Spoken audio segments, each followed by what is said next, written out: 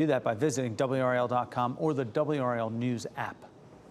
We'll take you out live now to Gaza City.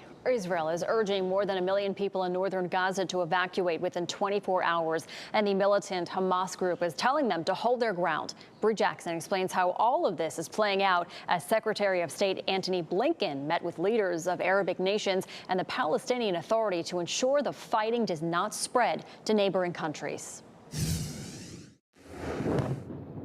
As the war between Israel and Hamas militants rages on, the Biden administration is working with regional partners on efforts to help prevent this conflict from spreading. What we've seen here is something, to most of us, almost unimaginable. Secretary of State Antony Blinken arriving in Jordan this morning.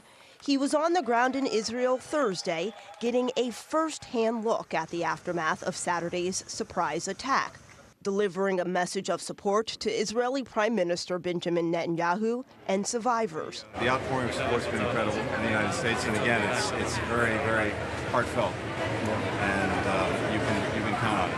We'll be there. As the fighting continues, the Biden administration says it's working to get Americans out of harm's way. The United States government will arrange charter flights to provide transportation from Israel to sites in Europe. In Washington, D.C. Thursday night, lawmakers held a vigil on the steps of the U.S. Capitol to remember the lives lost, standing in solidarity with Israel while strongly condemning the assault by Hamas. Because we cannot let these terrorists, this ISIS-like, Nazi-like people win. The U.S. is considering providing more resources to help Israel, complicating the matter, uncertainty over who will be the next House Speaker.